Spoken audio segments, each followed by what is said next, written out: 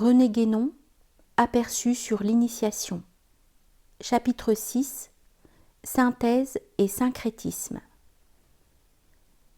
Nous disions tout à l'heure qu'il est non seulement inutile, mais parfois même dangereux de vouloir mélanger des éléments ritueliques appartenant à des formes traditionnelles différentes.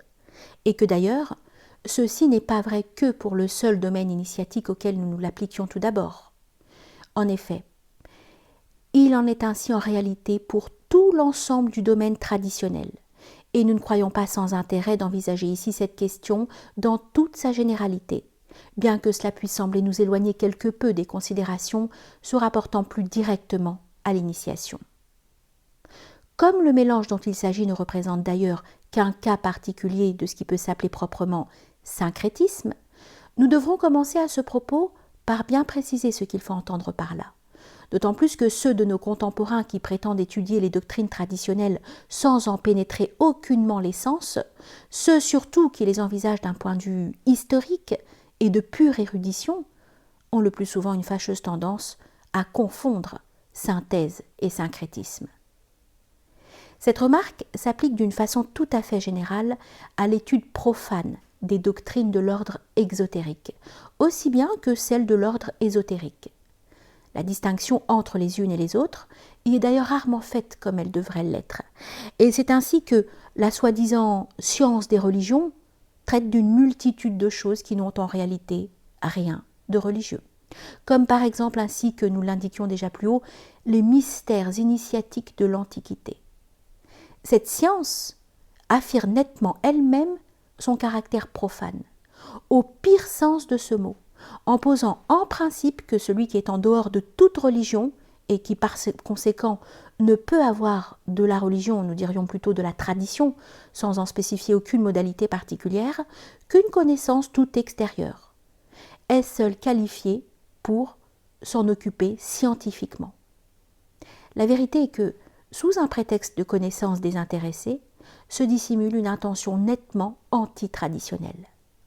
Il s'agit d'une critique destinée avant tout, dans l'esprit de ses promoteurs, et moins consciemment peut-être chez eux qui les suivent, à détruire toute tradition, en ne voulant de parti pris y voir qu'un ensemble de faits psychologiques, sociaux ou autres, mais en tout cas purement humains.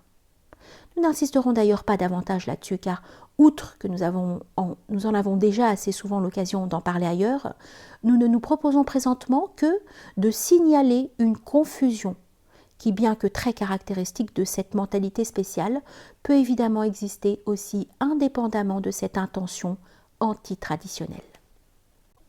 Le syncrétisme, entendu dans son vrai sens, n'est rien de plus qu'une simple juxtaposition d'éléments de provenance diverses, rassemblés du dehors, pour ainsi dire, sans qu'aucun principe d'ordre plus profond vienne les unifier. Il est évident qu'un tel assemblage ne peut pas constituer réellement une doctrine, pas plus qu'un tas de pierres ne constitue un édifice.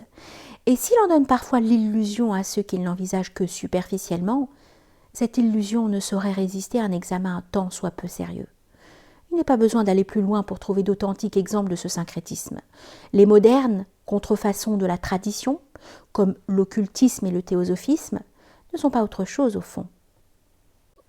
Des notions fragmentaires empruntées à différentes formes traditionnelles et généralement mal comprises et plus ou moins déformées, s'y trouvent mêlées à des conceptions appartenant à la philosophie et à la science profane. Il est aussi des théories philosophiques formées à peu près entièrement de fragments d'autres théories. Et ici, le syncrétisme prend habituellement le nom d'éclectisme. Mais ce cas est en somme moins grave que le précédent parce qu'il ne s'agit que de philosophie, c'est-à-dire d'une pensée profane, qui du moins ne cherche pas à se faire passer pour autre chose que ce qu'elle est. Le syncrétisme, dans tous les cas, est toujours un procédé essentiellement profane, par son extériorité même. Et non seulement il n'est point une synthèse, mais en un certain sens, il en est même tout le contraire. En effet, la synthèse, par définition, part des principes, c'est-à-dire de ce qu'il y a de plus intérieur. Elle va, pourrait-on dire, du centre à la circonférence. Tandis que le syncrétisme se tient à la circonférence même, dans la pure multiplicité, en quelque sorte atomique, et de détails indéfinis d'éléments pris un à un, considérés en eux-mêmes et pour eux-mêmes, et séparés de leurs principes, c'est-à-dire de leur véritable raison d'être. Le syncrétisme a donc un caractère tout analytique, qu'il le veuille ou non. Il est vrai que nul ne parle si souvent ni si volontiers de synthèse que certains syncrétistes, mais cela ne prouve qu'une chose, c'est qu'ils sentent que, s'ils reconnaissaient la nature réelle de leur théorie composite, ils avoueraient par là même qu'ils ne sont les dépositaires d'aucune tradition, et que le travail auquel ils ne sont livrés ne diffère en rien de celui que le premier chercheur venu pourrait faire en rassemblant tant bien que mal les notions variées qu'il aurait puisées dans les livres. Si ceux-là ont un intérêt évident à faire passer leur syncrétisme pour une synthèse, l'erreur de ceux dont nous parlions au début se produit généralement en sens inverse. Quand ils se retrouvent en présence d'une véritable synthèse, ils manquent rarement de la qualifier de syncrétisme. L'explication d'une telle attitude est bien simple au fond. S'en tenant au point de vue le plus étroitement profane et le plus extérieur qui se puisse concevoir, ils n'ont aucune conscience de ce qui est d'un autre ordre. Et comme ils ne veulent ou ne peuvent admettre que certaines choses leur échappent, ils cherchent naturellement à tout ramener aux procédés qui sont à la portée de leur propre compréhension.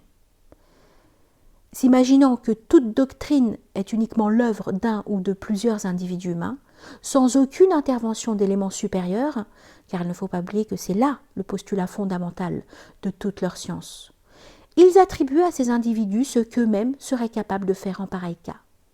Et il va d'ailleurs sans dire qu'ils ne se soucient aucunement de savoir si la doctrine qu'ils étudient à leur façon est ou n'est pas l'expression de la vérité, car une telle question, n'étant pas historique, se pose même pas pour eux. Il est même douteux que l'idée leur soit jamais venue, qu'il puisse y avoir une vérité d'un autre ordre que la simple vérité de fait, qui seule peut être objet d'érudition. Quant à l'intérêt qu'une telle étude peut présenter pour eux dans ces conditions, nous devons avouer qu'il nous est tout à fait impossible de nous en rendre compte, tellement cela relève d'une mentalité qui nous est étrangère.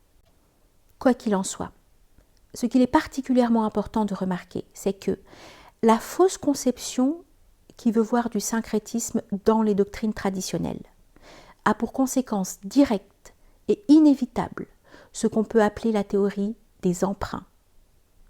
Quand on constate l'existence d'éléments similaires dans deux formes doctrinales différentes, on s'empresse de supposer que l'une d'elles doit les avoir empruntées à l'autre. Bien entendu, il ne s'agit aucunement là de l'origine commune des traditions, ni de leur filiation authentique, avec la transmission régulière et les adaptations successives qu'elles comportent, tout cela échappant entièrement aux moyens d'investigation dont dispose l'historien profane, n'existe littéralement pas pour lui. On veut parler uniquement d'emprunt au sens le plus grossier du mot, d'une sorte de copie ou de plagiat d'une tradition par une autre avec laquelle elle s'est trouvée en contact par suite de circonstances toutes contingentes, d'une incorporation accidentelle d'éléments détachés, ne répondant à aucune raison profonde. Et c'est bien là effectivement ce qu'implique la définition même du syncrétisme. Petite note. Comme exemple d'application de cette façon de voir à des choses relevant du domaine ésotérique et initiatique, nous pouvons citer la théorie qui veut voir dans le tasawwuf islamique un emprunt fait à l'Inde, sous prétexte que des méthodes similaires se rencontrent de part et d'autre. Évidemment, les orientalistes qui soutiennent cette théorie n'ont jamais eu l'idée de se demander si ces méthodes n'étaient pas imposées également dans les deux cas, par la nature même des choses, ce qui semblerait pourtant devoir être assez facile à comprendre, du moins pour qui n'a aucune idée préconçue. Fin de la note. Par ailleurs, on ne se demande pas s'il n'est pas normal qu'une même vérité reçoive des expressions plus ou moins semblables, ou tout au moins comparables entre elles, indépendamment de tout emprunt. Et on ne peut pas se le demander puisque, comme nous le disions tout à l'heure, on est résolu à ignorer l'existence de cette vérité comme telle. Cette dernière explication serait d'ailleurs insuffisante sans la notion de l'unité traditionnelle primordiale, mais du moins représenterait-elle un certain aspect de la réalité. Ajoutons qu'elle ne doit aucunement être confondue avec une autre théorie, non moins profane que celle des emprunts, bien que d'un autre genre, et qui fait appel à ce qu'on est convenu de dénommer l'unité de l'esprit humain, en l'entendant en un sens exclusivement psychologique, où en fait une telle unité n'existe pas, et en impliquant, là encore, que toute doctrine n'est qu'un simple produit de cet esprit humain, si bien que ce psychologisme n'envisage pas plus la question de la vérité doctrinale que l'historicisme des partisans de l'explication syncrétique. Nous signalerons encore que la même idée du syncrétisme et des emprunts, appliquée plus spécialement aux écritures traditionnelles, donne naissance à la recherche de sources hypothétiques, ainsi qu'à la supposition des interpolations, qui est, comme on le sait, une des plus grandes ressources de la critique dans son œuvre destructive, dont l'unique but réel est la négation de toute inspiration supra-humaine. Ceci se rattache étroitement à l'intention anti-traditionnelle que nous indiquions au début. Et ce qu'il faut surtout en retenir ici, c'est l'incompatibilité de toute explication humaniste avec l'esprit traditionnel. Incompatibilité qui, au fond, est d'ailleurs évidente, puisque ne pas tenir compte de l'élément non humain, c'est proprement méconnaître ce qui est l'essence même de la tradition. Ce sans quoi il n'y a plus rien qui mérite de porter ce nom. D'autre part, il suffit pour réfuter la conception syncrétiste de rappeler que toute doctrine traditionnelle a nécessairement pour centre et pour point de départ la connaissance des principes métaphysiques, et que tout ce qu'elle comporte en outre, à titre plus ou moins secondaire, n'est en définitive que l'application de ces principes à différents domaines. Cela revient à dire qu'elle est essentiellement synthétique, et d'après ce que nous avons expliqué plus haut, la synthèse, par sa nature même, exclut tout syncrétisme. On peut aller plus loin.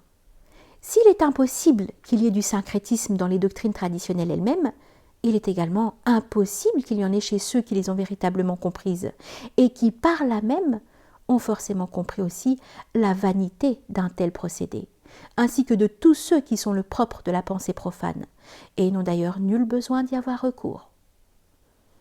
Tout ce qui est réellement inspiré de la connaissance traditionnelle procède toujours de l'intérieur, et non de l'extérieur.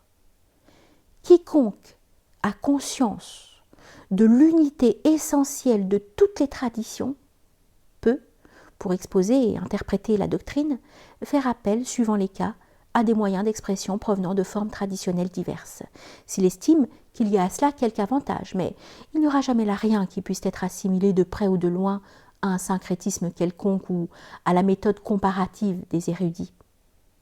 D'un côté, l'unité centrale et principielle éclaire et domine tout, de l'autre, cette unité étant absente ou, pour mieux dire, cachée au regard du chercheur profane, celui-ci ne peut que tâtonner dans les ténèbres extérieures, s'agitant vainement au milieu d'un chaos que pourrait seul ordonner le fiat lux initiatique, qui, faute de qualification, ne sera jamais proféré pour lui.